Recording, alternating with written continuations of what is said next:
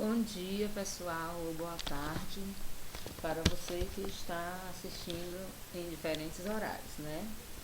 Então, gente, como já havia sido, já havia sido avisado, é, nós repassamos as atividades para vocês responderem.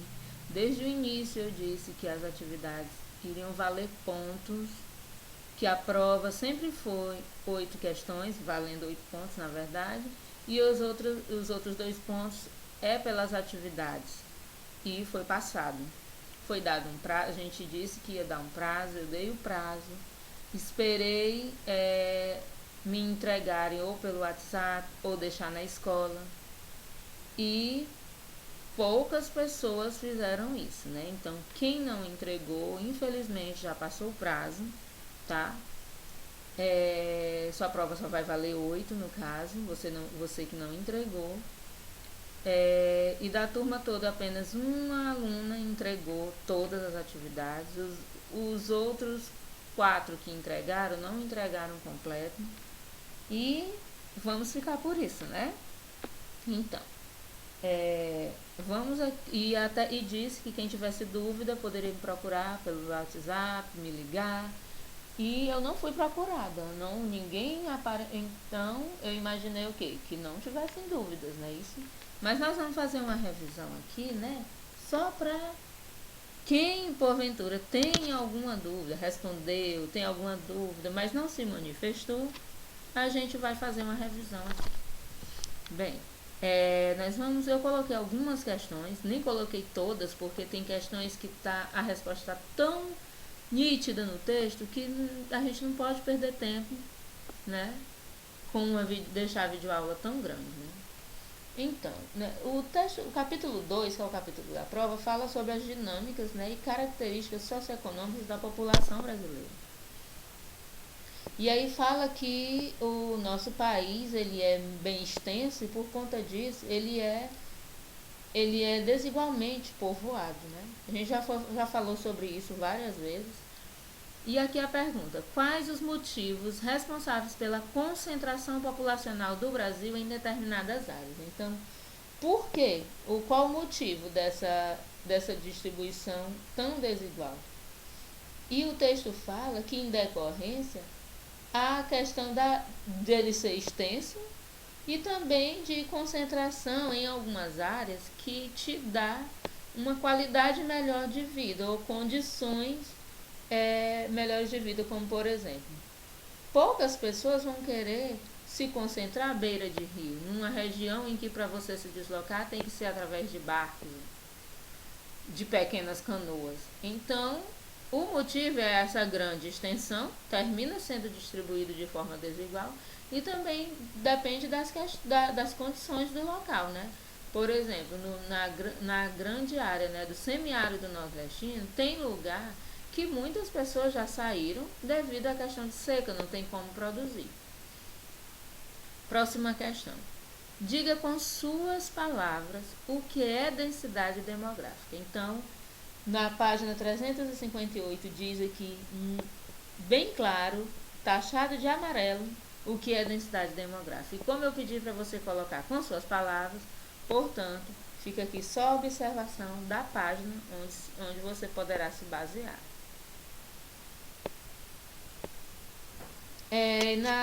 No decorrer do texto, ele fala sobre esse cálculo, né, da densidade demográfica, que é o número de habitantes dividido pela área. Você faz essa continha e você tem, sabe qual a densidade de cada lugar. Na página 360 ele traz um quadro dividido por regiões, né? E aí a gente pode ver que a região norte é a região com a menor densidade demográfica e a região sudeste é a região com a maior densidade demográfica. Então, está bem claro aqui no texto, tudo bem detalhado. Em seguida, o texto fala sobre a mobilidade da população. Mobilidade, ou seja, a movimentação de pessoas, que é a mesma coisa que migração. E aí ele diz que as pessoas se deslocam, né, conforme determinados objetivos ou razões. E aí pergunta, quais os tipos de migração? Caracteriza. Nós temos a migração interna, migração externa, migração, como eu já citei na videoaula, migração pendular, que é aquela que você vai para o seu trabalho, vai pela manhã, volta à noite. Migração sazonal, que é aquela que é em decorrência de determinados períodos do ano ou épocas de, por exemplo, épocas de cheia, épocas da plantação do milho, migração sazonal, dentre outras.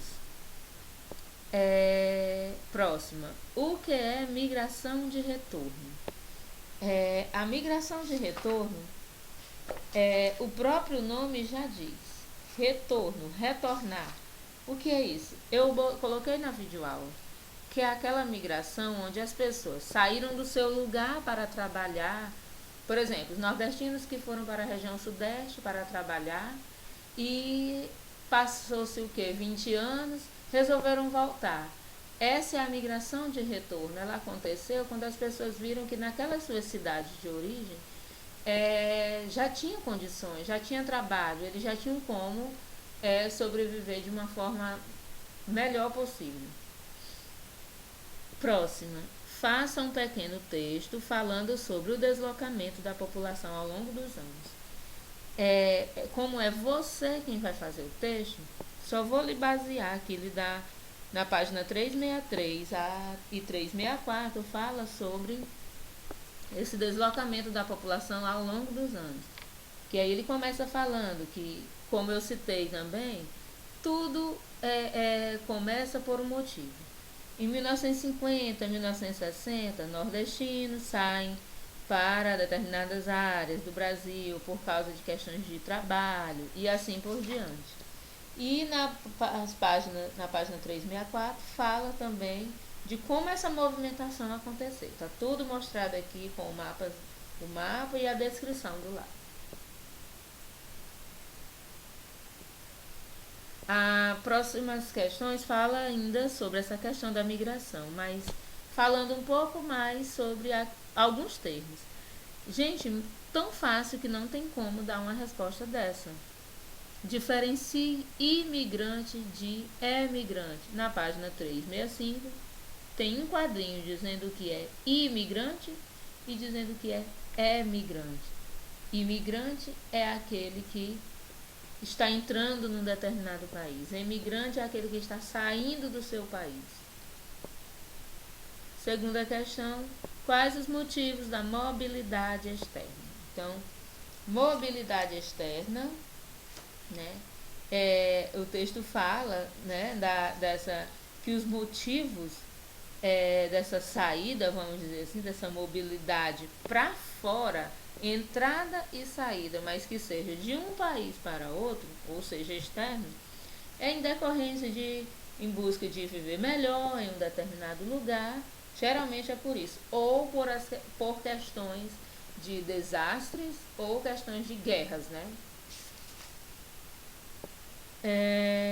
Próxima questão. Como acontece a emigração no Brasil? Página 366 fala sobre essa emigração. Como é que acontece essa emigração? É através de quando pessoas se sentem atraídas para trabalhar ou fazer determinados ter uma melhora na sua vida econômica ou por questões de estudo, né? E aqui o mapinha mostra as setas, né? Para onde os brasileiros mais estão indo. Então, por aí você pode ver que essa questão da emigração, ela é de uma forma bem abrangente. Aí a próxima é quais os fluxos da imigração, tem na página 367. E a mesma explicação da emigração.